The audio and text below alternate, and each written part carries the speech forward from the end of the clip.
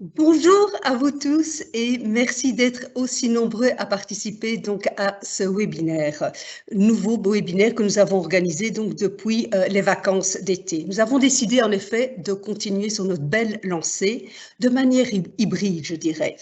En effet, depuis septembre, nous avons recommencé nos conférences en présentiel. Ces conférences sont organisées par les comités régionaux des forums financiers. À côté de ça, nous avons décidé de continuer donc les webinaires. Et pour ce premier webinaire que nous organisons, nous avons choisi comme thème « Transfert Nord-Sud, de quoi parle-t-on » Sujet délicat, me direz-vous, et pourtant super intéressant, car en fait, on s'est basé sur une étude qui vient d'être réalisée par la Banque nationale de Belgique. Celle-ci va donc nous permettre d'objectiver le débat en proposant donc des chiffres actualisés depuis l'année, portant sur l'année 2019. En Belgique, on sait que les impôts, la TVA et les cotisations sociales alimentent la sécurité sociale et le budget fédéral. Un bilan des recettes et des dépenses du pouvoir fédéral et de la sécurité sociale permet donc de calculer une moyenne nationale par habitant. En comparant cette moyenne nationale par habitant, pour chaque région, on peut ainsi déterminer les transferts interrégionaux. La question sous-jacente à se poser devient donc, prélève-t-on ou verse-t-on plus ou moins que la moyenne nationale? Et la situation belge est-elle une exception à l'échelle européenne? Eh bien, ce sont toutes ces questions que Pierrick Stinglambert va répondre à toutes ces questions, auteur de cette étude réalisée avec d'autres collègues du département des études de la Banque nationale de Belgique. Avant de te donner la parole, Pierrick, je souhaite te présenter. Pierrick, tu es économiste, diplômé à l'Université catholique de Louvain, donc en sciences économiques. Tu travailles à la Banque depuis 2001, au département des études de la Banque nationale. Tu as successivement intégré les équipes marché du travail, marché financier, et puis actuellement, tu es dans l'équipe finances publiques. Alors, je vais bientôt te donner la main. Juste un petit rappel, vous avez la possibilité de poser vos questions dans le Q&A et pour les attestations, vous verrez qu'il y a un code qui va apparaître, que vous devrez retranscrire dans un mail que vous devrez nous envoyer pour demander votre attestation. Le mail est donc relations-économiques-wallonie@nbb.be.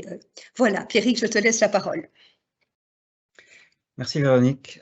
Bonjour à tous. Donc voilà, comme tu l'as dit, le sujet d'aujourd'hui, ce sont les résultats d'une analyse qu'on a menée donc, au département des études de la Banque nationale avec quelques collègues. Pour ceux que ça intéresse, l'étude complète, elle a été publiée dans la revue économique du mois de septembre de la Banque. Et donc on peut la télécharger sur notre site internet www.nbb.be. Transfert Nord-Sud, de quoi parle-t-on? Alors dans la revue économique, le titre originel de notre étude était un petit peu différent, puisqu'on avait opté pour les transferts interrégionaux par le biais du pouvoir fédéral et de la sécurité sociale. Pourquoi? Parce que il n'y a pas de transfert direct entre les régions flamandes, wallonnes, bruxelloises. C'est par l'intermédiaire du niveau fédéral que vont s'opérer tous ces flux financiers entre les différentes régions du pays que je vais évoquer aujourd'hui. Alors une deuxième remarque préliminaire, c'est que le point de vue géographique qu'on adopte dans notre analyse, c'est un parti pris qu'on assume, mais voilà, qui reste quelque peu arbitraire. On aurait pu, si on avait voulu, de la même façon, opter pour d'autres points de vue et s'intéresser par exemple au transfert entre les citoyens, non pas classés par région, mais par exemple par tranche d'âge, transfert entre jeunes et vieux, ou par statut professionnel, entre travailleurs demandeurs d'emploi, par état de santé, transfert entre bien portants et malades, ou encore par sexe, par pays d'origine, et même dans l'absolu, on a pu s'intéresser au transfert selon la taille ou la couleur de cheveux, si on a trouvé ce genre de données. Donc la liste, elle est potentiellement infinie, mais le sujet de l'étude, c'est bel et bien les transferts au niveau régional, et restons-en là pour l'instant. Alors, voilà un petit schéma qui va apparaître.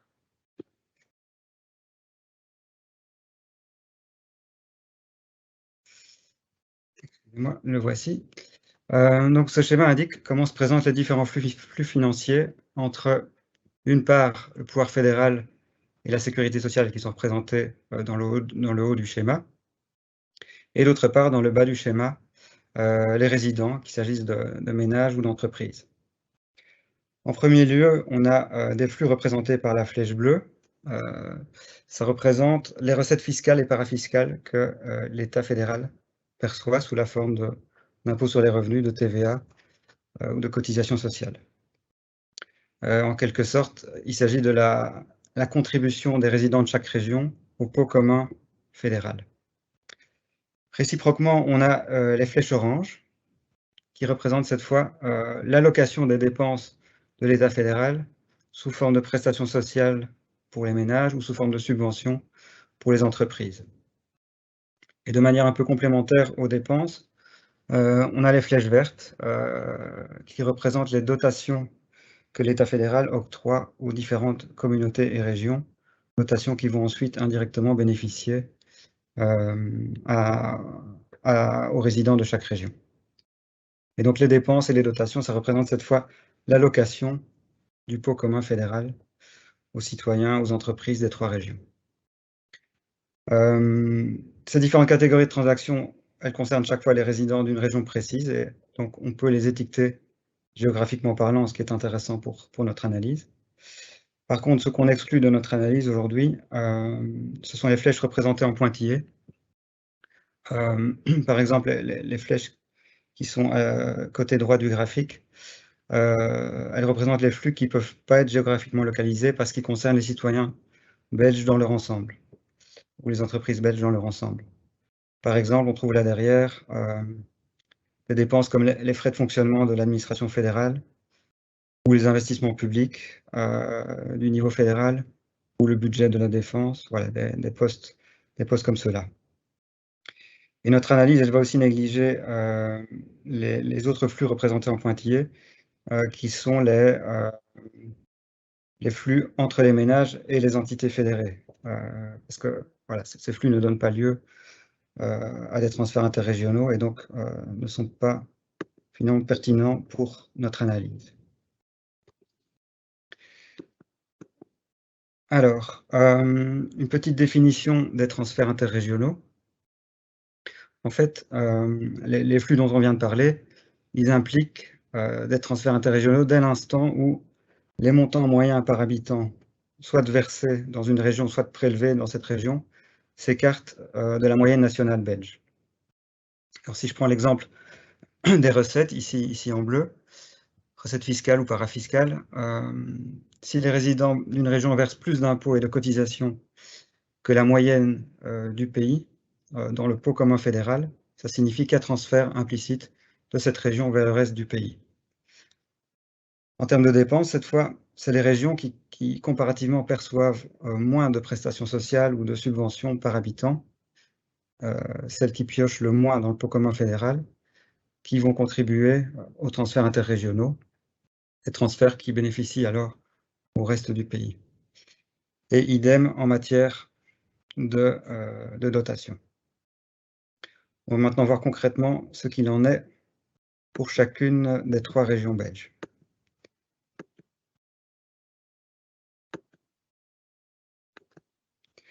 Voilà, ici j'entre dans le vif du sujet, avec un graphique qui donne une synthèse des résultats de l'analyse. Pour chaque région, on reprend la contribution aux transferts interrégionaux via le budget fédéral, en termes de recettes, de dépenses ou de dotations. Les montants positifs, ils indiquent une contribution nette de la région en question, et les montants négatifs, un bénéfice net pour cette région. Et par définition, la somme des flux enregistrés dans les 3 régions, elle vaut 0, puisque voilà, la contribution d'une région correspond nécessairement au bénéfice des autres régions. Alors d'emblée, on voit que la Wallonie, ici côté droit, est bénéficiaire nette, principalement en matière de recettes, mais aussi accessoirement sur le plan des dépenses et des dotations. Concrètement, ça signifie que chaque résident de Wallonie contribue un peu moins que la moyenne belge au budget fédéral et bénéficie un peu plus que la moyenne belge de ce même budget fédéral. Le bénéfice moyen par habitant se chiffre à environ 2 000 €. C'est le montant représenté par le point noir dans la catégorie Wallonie. Si on multiplie cet écart par habitant à la moyenne belge par les 3,5 millions de Wallons, on obtient le montant total de 7 milliards, qui est cette fois représenté par le rectangle noir pour la Wallonie. Donc ça correspond au bénéfice de la Wallonie par le biais des transferts interrégionaux. La Flandre, à contrario, elle est largement contributrice nette sur le plan des recettes, mais elle est légèrement bénéficiaire nette, comme la Wallonie, en matière de dépenses. En région bruxelloise, tout à gauche, c'est un petit peu la situation inverse. On a une contribution nette en dépenses, mais un bénéfice net en recettes. Alors, pour ces deux régions, les montants totaux sont assez différents, puisque la contribution nette de la Flandre est de 6 milliards, celle de Bruxelles d'1 milliard d'euros, ce qui donne bien, si on les additionne, 7 milliards de bénéfices pour la Wallonie. Mais si on rapporte ces montants à la population, on voit que les contributions de la Flandre et de Bruxelles sont assez similaires. Ce sont les points noirs qui se montent à environ 800-900 € par habitant pour ces deux régions-là. Alors, avant d'examiner le détail par catégorie de ces différents transferts, on peut se pencher sur le contexte démographique et socio-économique propre à chaque région. Parce qu'on va voir que ce sont des facteurs qui jouent un rôle déterminant pour le niveau et pour le sens des transferts interrégionaux. Alors, sur le graphique de gauche ici, on représente la structure par âge de la population dans chacune des trois régions. Et on peut constater une situation très spécifique, en tout cas relativement spécifique pour la région bruxelloise. On peut voir que la part des jeunes représentée en bleu foncé et la part de la population en âge de travailler représentée en jaune est relativement plus favorable que dans les deux autres régions du pays. Tandis qu'à l'inverse, la population représentée en gris, c'est-à-dire les 65 ans et plus, est comparativement réduite, puisque voilà, 13% de la population en région bruxelloise a plus de 65 ans. On verra plus tard que voilà, ça jouera un rôle déterminant dans les transferts. Sur le graphique de droite, cette fois, on mesure en quelque sorte la situation sur le marché du travail. Et là, c'est la Flandre qui se distingue par un taux d'activité plus important, taux d'activité qui est mesuré par le total de la colonne. Ce qui est important aussi, c'est qu'au sein de ce taux d'activité plus important, donc au sein de la population active importante en Flandre, on a un taux de chômage très réduit, qui est représenté ici par le petit espace en gris. Et voilà, conséquence de ça, c'est que le taux d'emploi qui lui est représenté ici en orange est nettement supérieur pour la Flandre. Alors ces écarts sur le marché du travail, ils se reflètent dans le niveau des revenus primaires des ménages des trois régions. Les revenus primaires qu'on a représentés ici dans le bloc central. Les revenus primaires, ce sont les revenus du travail et du capital, avant impôts, cotisations sociales et allocations sociales éventuelles. Donc ces revenus primaires, ils sont clairement supérieurs en Flandre. Et on a pour cette catégorie revenus primaires une répartition régionale qui est très différente de la répartition de la valeur ajoutée. Cette fois, ce ratio-là, valeur ajoutée par habitant, on l'a représenté sur le bloc de gauche, où là, on peut voir que c'est la région bruxelloise qui caracole en tête, avec une valeur ajoutée par habitant qui est bien supérieure à celle des autres régions, mais une valeur ajoutée qui, quelque part, est redistribuée sous la forme de revenus aux travailleurs navetteurs qui résident en Flandre et en Wallonie. Ce qui explique une partie des différences de profil entre la valeur ajoutée dans le bloc de gauche et le revenu primaire dans le bloc central. Et dans le bloc de droite, cette fois, on a représenté les différences régionales en matière de consommation par personne.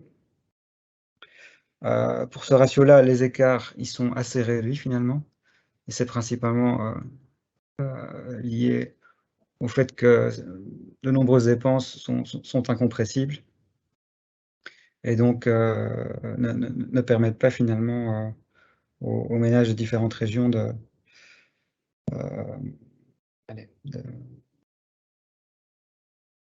d'avoir des comportements de consommation très différents. Vous pouvez voir que sous chacun des blocs, ici, j'ai indiqué les catégories de recettes ou de dépenses qui sont liées à ces ratios et qui vont refléter les écarts régionaux et donc donner lieu à des transferts.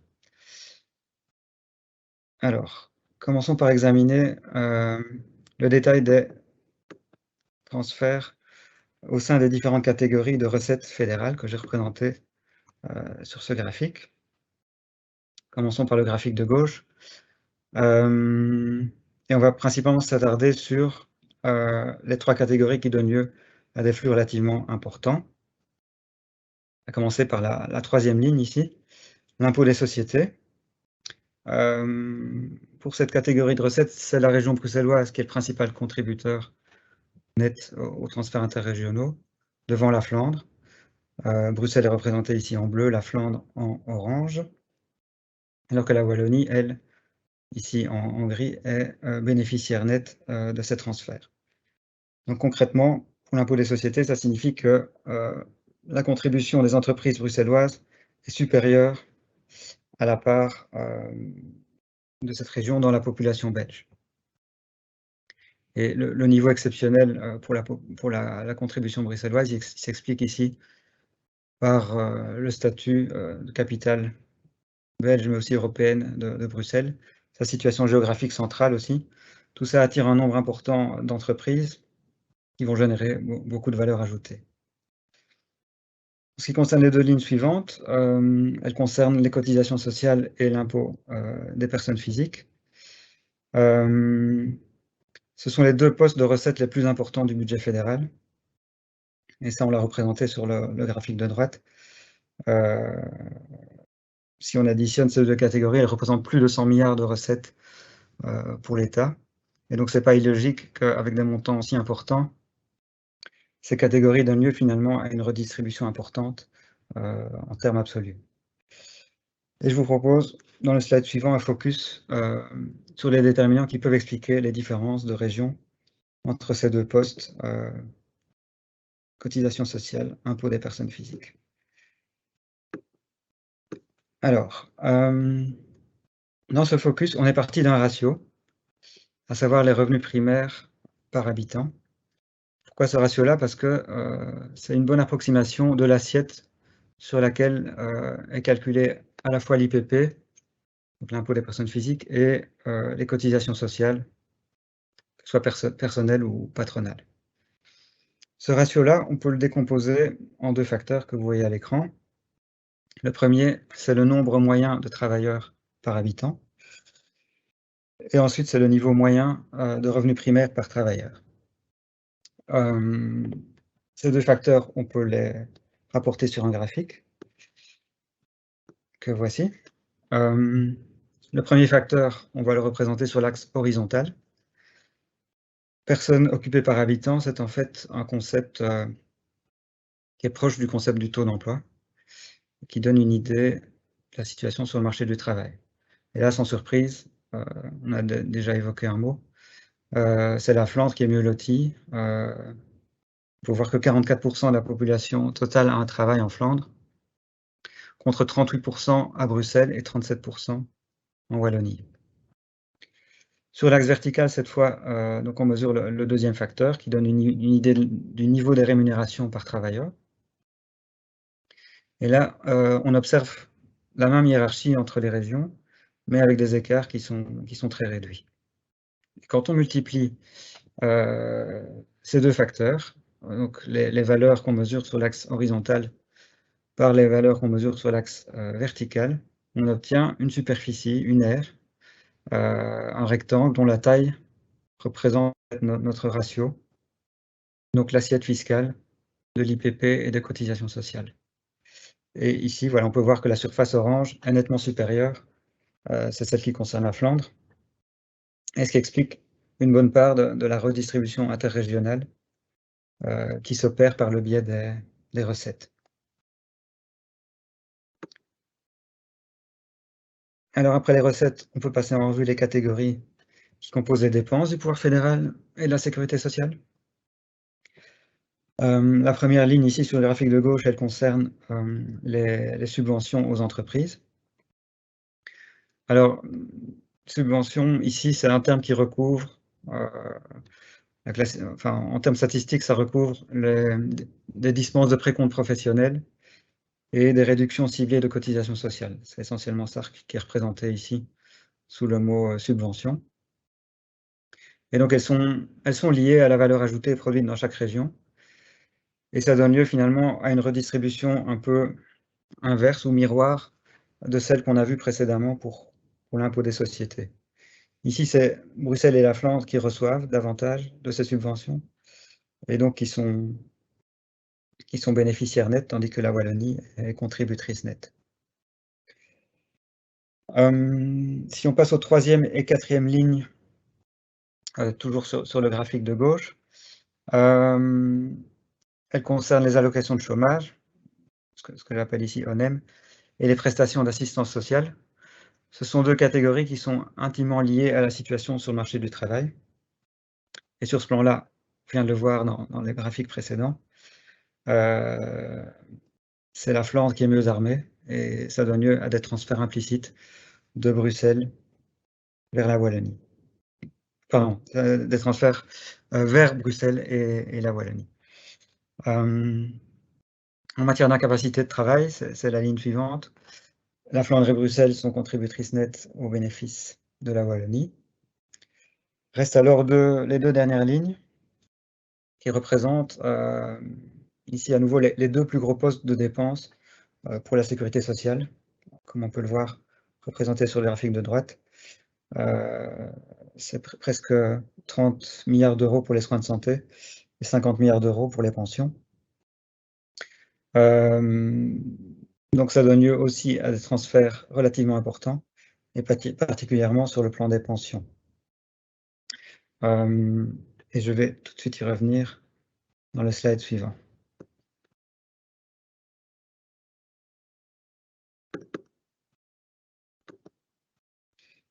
Voilà, donc un petit exercice ici de décomposition identique à celui qu'on a fait dans notre focus sur les recettes. On peut de nouveau partir d'un ratio, en l'occurrence le montant des pensions rapporté au nombre d'habitants.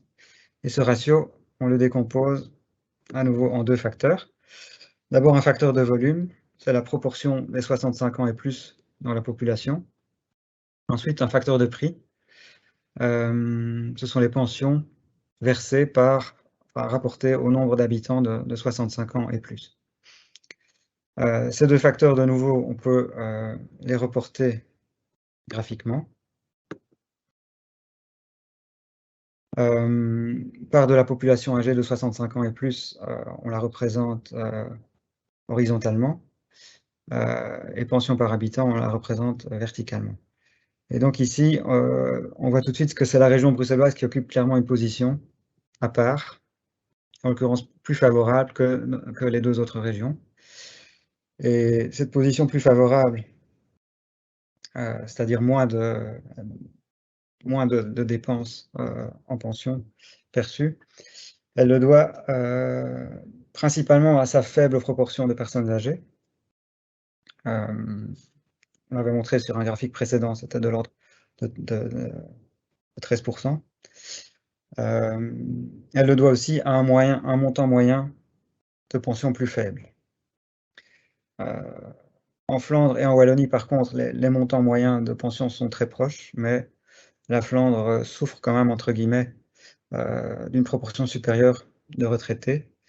Et donc ces deux facteurs combinés expliquent pourquoi ici Bruxelles, et dans une moindre mesure la Wallonie, sont contributrices nettes sur le plan des transferts par le biais des pensions. Voilà pour cet aperçu des transferts, qui sont très clairement orientés du nord vers le sud. Ça mérite quand même une mise en perspective. Et donc ça, on a attaché beaucoup d'importance à faire ça dans notre article. Et je vous propose une première manière de mettre en perspective les résultats qu'on a obtenus en retraçant l'évolution des transferts depuis 1995.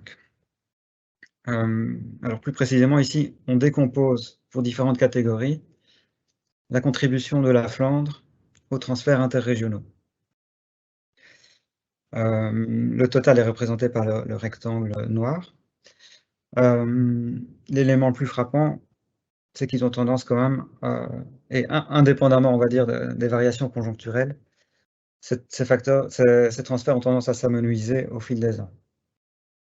C'est une tendance qui s'explique ici assez clairement par les dépenses liées au vieillissement de la population dont on vient de parler, essentiellement pensions, mais aussi soins de santé. On a représenté cette composante-là en gris sur ce graphique. Et la contribution de cette composante au transfert nord-sud, elle est devenue négative à partir de 2003, et depuis là, elle continue de se creuser. Alors, un autre élément marquant sur ce graphique, c'est l'impact de la 6e réforme de l'État, à partir de 2015.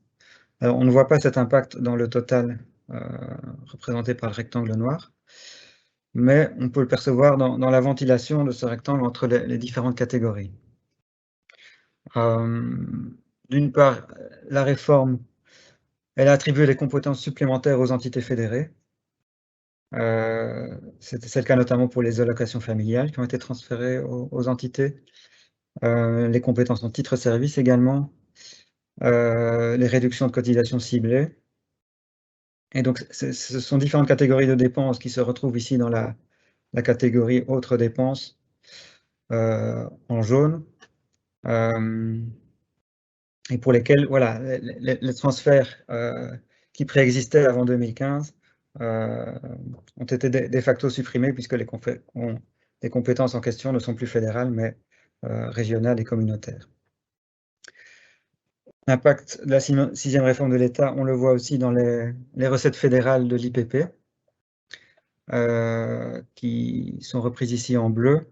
Elles ont en fait été amputées après 2015 de la partie qui est devenue IPP régionale. Voilà, il y a une partie maintenant de l'impôt des personnes physiques qui est prélevée toujours par l'État fédéral, mais directement pour le compte des régions.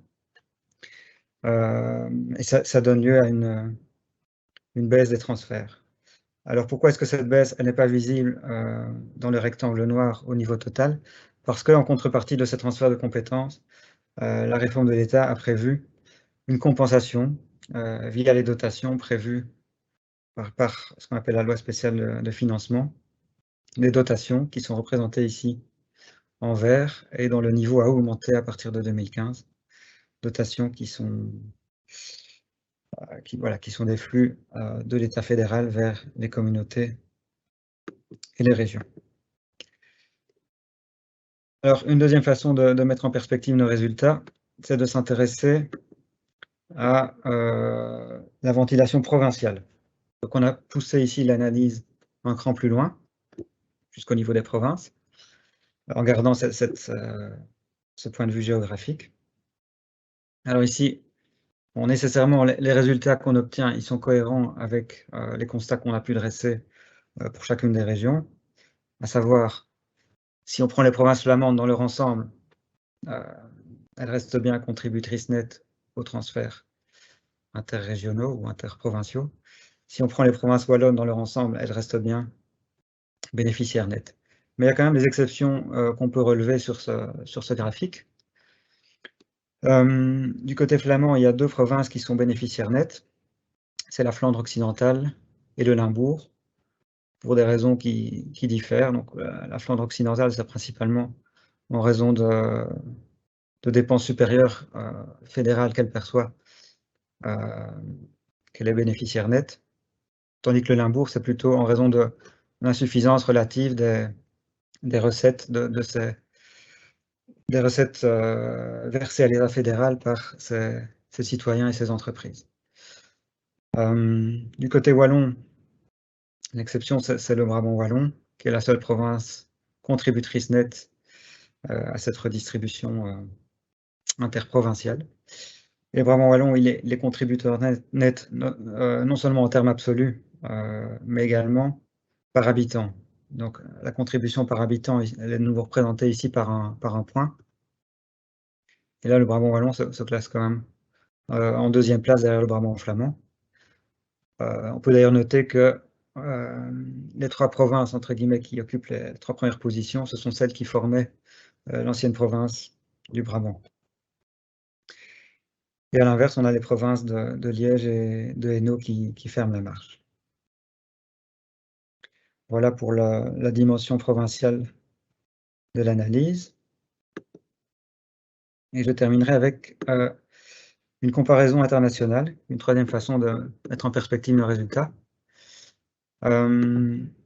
Ici, on compare les flux interrégionaux ou interprovinciaux en Belgique avec ceux qu'on peut retrouver dans les autres pays de l'Union, en tout cas une série de pays.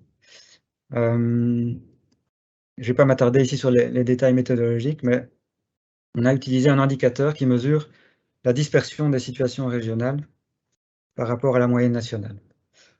Alors graphiquement, côté gauche, on a représenté la dispersion au niveau des provinces, et côté droit, la dispersion au niveau des régions. Et ça indique quand même que comparativement, les transferts entre les provinces belges, ils figurent, on va dire, dans la moyenne européenne. Mais si on retourne à l'échelon des régions, côté droit, finalement, les transferts entre nos trois régions belges, ils sont comparativement limités. Alors on peut même rentrer dans le détail de cette dispersion au niveau régional. Ici, on représente, côté gauche, la région la plus bénéficiaire dans chaque pays, et côté droit, la région la plus contributrice dans chaque pays. Et ça confirme ce qu'on vient de voir à l'instant, à savoir que finalement, tant la région wallonne, dans la colonne de gauche parmi les bénéficiaires, que la région flamande, à droite, parmi les contributeurs, leur situation s'écarte assez peu de la situation moyenne nationale. Et c'est encore plus vrai si on se compare à nos pays voisins, puisque la situation en Belgique est systématiquement moins extrême que dans les pays voisins. Si on regarde côté gauche, on a la région wallonne qui est moins bénéficiaire nette qu'une région comme le nord des Pays-Bas, ou la région de la Saxe-Anhalt en Allemagne. Et côté droit, on peut voir que la région flamande, elle est moins contributrice aux transferts interrégionaux que l'ouest des Pays-Bas, qui est, je pense, la région d'Amsterdam, moins contributrice que la région de Hambourg en Allemagne ou que la région de Paris en France, à savoir l'Île-de-France. Voilà pour l'essentiel des résultats de notre étude. En guise de conclusion, je citerai plutôt une synthèse des principaux messages qu'on peut retenir. Premièrement, la Flandre et Bruxelles sont contributrices aux transferts interrégionaux au bénéfice de la Wallonie.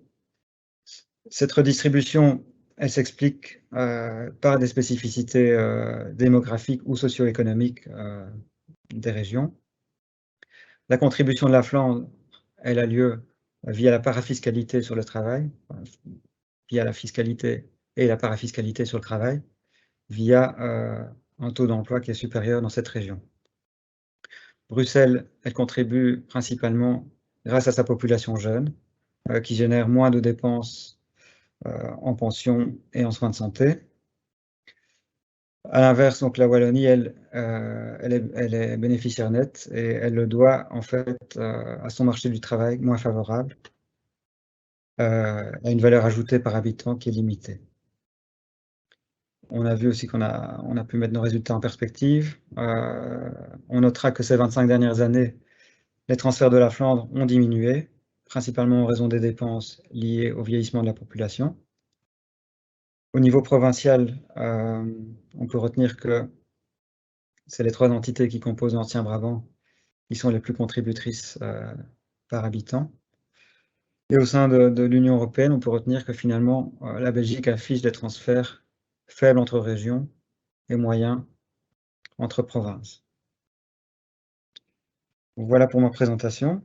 Je rends la parole à Véronique, qui va, je pense, relayer certaines de vos questions.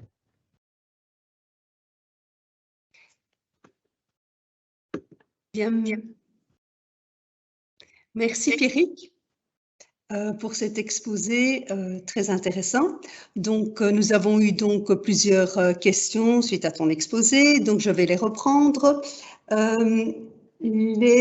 Certaines personnes se sont posé la question et se sont dit, tiens, est-ce que la situation serait vraiment différente par rapport aux chiffres que tu nous as donnés qui datent de l'année 2019 par rapport à maintenant, à la situation actuelle après avoir traversé la crise Covid? Quelle est ton impression là-dessus?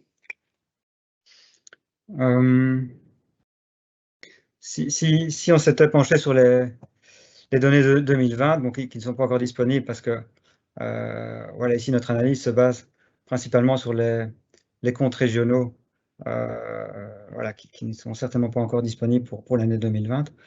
Mais le jour où on fera l'exercice, parce que cette étude, voilà, elle est amenée sans doute à se répéter, on constatera, je pense, pour l'année 2020 que les transferts interrégionaux auront été moindres parce que l'État fédéral aura reçu cette année-là moins de recettes, tout simplement parce que l'activité économique a été moindre et donc il y aura eu moins d'impôts des sociétés, moins d'impôts des personnes physiques. Et donc disons que moins de recettes perçues égale moins de déséquilibre sur le plan des recettes entre la Flandre et les 2 autres régions. Par ailleurs, la crise a donné lieu à des dépenses supplémentaires, notamment sur le plan social des allocations de chômage sous forme de prestations de chômage temporaire, mais aussi le fameux droit passerelle aux indépendants. Mais là, ce sont des prestations qui peut-être ont bénéficié davantage aux personnes qui étaient en emploi et pas aux demandeurs d'emploi. Donc, ce sont des prestations qui ont plutôt avantagé, en l'occurrence, là où les régions où le taux d'emploi était supérieur. Donc, je pense que voilà, la crise Covid aura généré moins de recettes versées par la Flandre et plus de dépenses perçues par la Flandre. Donc, ça fait au total moins de transferts interrégionaux. C'est ça. Mais voilà, c'était transitoire puisqu'on est revenu maintenant, enfin, on espère, on est en train de revenir à une situation pré-Covid. Oui. Oui, d'accord. Oui. Alors, Voilà. comme autre question, est-il possible de répartir l'ISOC non en fonction du lieu d'établissement des entreprises, mais en fonction de la région d'origine des travailleurs? Oui. Oui, ici, on a dû faire des choix méthodologiques. Et bon, voilà, on a réparti les subventions ou l'impôt des sociétés selon le lieu d'établissement des entreprises. Voilà, ça nous semblait la façon la plus honnête de le faire. On a aussi fait un autre choix de cet ordre-là concernant les revenus et les cotisations sociales l'impôt sur les revenus et les cotisations sociales versées par les travailleurs, hein. Donc, on a considéré que ces revenus, enfin, que ces recettes fiscales et parafiscales étaient ventilées selon le lieu de résidence du travailleur et pas selon le lieu où il travaille. Si on avait procédé différemment et qu'on avait attribué ces recettes selon le lieu d'établissement de l'entreprise, on aurait une image différente, principalement entre Bruxelles et la Flandre. Donc ça aurait renforcé la position de contributrice nette de Bruxelles et déforcé celle de la Flandre. Voilà, essentiellement en raison de l'origine des navetteurs. Par contre, la situation de la région wallonne serait encore pire que les 7 milliards de bénéfices, entre guillemets, pour la région wallonne qu'on a identifié dans notre étude. Puisqu'il y a aussi quand même une bonne part de navetteurs wallons qui travaillent dans les entreprises bruxelloises. Et si leurs contributions sociales et leurs impôts, on les avait attribués à la région bruxelloise, ben la région wallonne serait encore dans une situation plus défavorable, disons. Mais voilà, je reconnais qu'il y a une part d'arbitraire dans les choix qu'on doit faire selon le... Alors, merci. Comme autre question, on voudrait savoir, enfin, un auditeur nous demande, pourrais-tu expliquer un peu plus l'effet de la 6e réforme de l'État sur les transferts interrégionaux? Bon, ils étaient annoncés en réduction, toutes choses étant égales. Oui. À terme, il est prévu qu'il diminue. Donc, c'est vrai que moi j'évoquais une stabilisation entre 2014 et 2015. Mais voilà, il y a tout un mécanisme de transition qui a été prévu pour que les changements ne soient pas trop brusques. Mais c'est vrai que progressivement, il va y avoir une responsabilisation supplémentaire des régions dans les compétences qu'elles ont reçues. Et ce sera par exemple le cas, on cite souvent en exemple la région wallonne qui verra sa dotation diminuer à partir après 2024. La dotation annuelle qu'elle reçoit de l'État fédéral va progressivement diminuer au cours des 10 années suivantes. Va pas se réduire totalement, mais chaque année, elle percevra un petit peu moins de cette solidarité fédérale. Donc effectivement, il y a quand même une responsabilisation accrue qui découle de la réforme de l'État, mais qui n'est pas encore visible sur le graphique que j'ai montré. Comme autre question, nous avons dans l'activité économique quotidienne, retail ou entreprise, la Wallonie achète plus en Flandre que la Flandre en Wallonie. Alors, sait-on insérer ceci dans tes analyses? Oui. Ici, c'est difficile, voilà, parce qu'on s'est vraiment focalisé sur les transferts entre les habitants, les entreprises, d'une part, et l'État, d'autre part.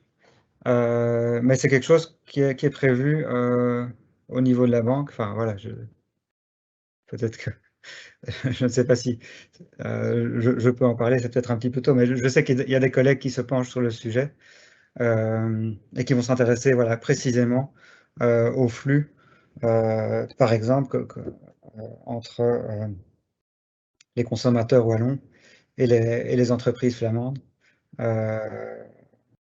Et ce sera une analyse qui complétera en fait ce qu'on a fait ici. Parce qu'effectivement, la remarque est judicieuse.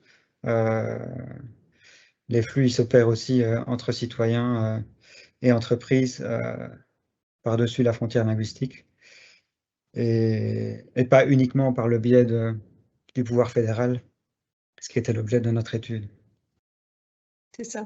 Et dans le même ordre d'idée, est-ce qu'on pourrait imaginer au fait de faire une étude en tenant compte de l'impact de l'immigration? Alors ça, c'est déjà une étude qui a été faite il y a 2 ans, il me semble, par mes collègues hein, sur l'impact économique de l'immigration en Belgique. Il y avait tout un volet finances publiques dans cette étude. On la trouve aussi sur le site internet de la Banque nationale. Hein. Oui. Et donc, allez, eux adoptaient précisément, nous on adopte ici un point de vue régional, eux adoptaient un point de vue origine, enfin, pays d'origine de la population. Et donc, il faisait la distinction entre immigrés de première génération ou de deuxième génération. Et enfin voilà, j'invite ceux que ça intéresse à... Et cette étude tenait compte également du fait de la Flandre, faisait bien la distinction entre les différentes régions. Non, ça pas. Oui. On ne croisait pas la dimension régionale avec la dimension de l'immigration. Il y a un impact qui est perceptible dans notre étude. Il y a notamment un graphique où je montrais non seulement la proportion de personnes âgées, de retraités plus limitée à Bruxelles, mais je montrais également qu'en région bruxelloise, la pension par habitant était plus limitée. Et ça, c'est clairement lié à la proportion supérieure d'immigrés, puisque il y a des personnes qui n'ont cotisé pour la pension qu'un nombre limité d'années en Belgique, et donc ils ne perçoivent, en tout cas de l'État belge, qu'une pension relativement réduite par rapport à ceux qui ont cotisé toute une carrière en Belgique. Donc ça avait un impact sur les pensions perçues en région bruxelloise. Alors, comme dernière question, bon, il y a quelqu'un qui nous fait donc merci en tout cas pour l'exposé. Il te remercie pour l'exposé. L'analyse est hautement appréciable car elle met essentiellement en lumière que les provinces contributrices sont celles les mieux positionnées sur l'aire métropolitaine de Bruxelles. D'abord, il y a les régions le Brabant wallon et le Brabant flamand, ensuite Anvers et Flandre orientale, tandis que les provinces qui reçoivent plus sont celles ayant le plus subi le déclin industriel, Liège et le Hainaut. Les résultats illustrent autre chose que l'opposition traditionnelle donc entre les régions belges. Oui, effectivement, c'est pour ça que ça nous semblait intéressant de le montrer. Et c'est le même phénomène qu'on constate dans d'autres pays, hein, à savoir souvent la capitale et sa région ou sa zone d'influence est contributrice. Et les régions voilà, héritières de l'industrie lourde sont bénéficiaires. Et voilà, c'est un petit peu le même phénomène qui s'explique en Belgique. Et donc, voilà. Donc, si on veut réduire ces transferts, ben, il faut en quelque sorte un nivellement par le haut. Donc il ne faut pas que la Flandre commence à contribuer moins au niveau des recettes ou à percevoir plus de dépenses, mais il faut que la Wallonie, via un taux d'emploi supérieur, une activité économique supérieure, ben, contribue davantage au budget de l'État fédéral et en bénéficie un petit peu moins grâce à moins de dépenses de chômage ou d'autres prestations sociales, par exemple. Ok. Eh bien, merci beaucoup, Pierrick, et c'était vraiment un exposé super intéressant. Et aussi, merci à tous les participants au webinaire pour vos questions super pertinentes. Alors, vous allez donc recevoir prochainement un mail reprenant donc un lien avec les slides de la conférence, mais également avec l'enregistrement de ce webinaire, et vous aurez accès donc à notre chaîne YouTube où vous pourrez revivre donc ce webinaire. Alors, je vous fixe un prochain rendez-vous. Ce sera le 23 novembre avec Philippe Defeit, économiste à l'Institut de développement durable. Alors, il nous entretiendra sur le thème suivant. Que reste-t-il de la protection sociale à la sortie de la crise? Donc, faites attention, l'horaire, c'est entre 13h et 14h, donc c'est pas comme celui-ci. Et d'autre part, je voudrais donc encore te remercier, Pierrick. Vous fixez rendez-vous donc pour tous les autres participants et les membres du forum à notre prochain webinaire, donc pour le 23 novembre. Je vous remercie, je vous souhaite une belle après-midi. Merci.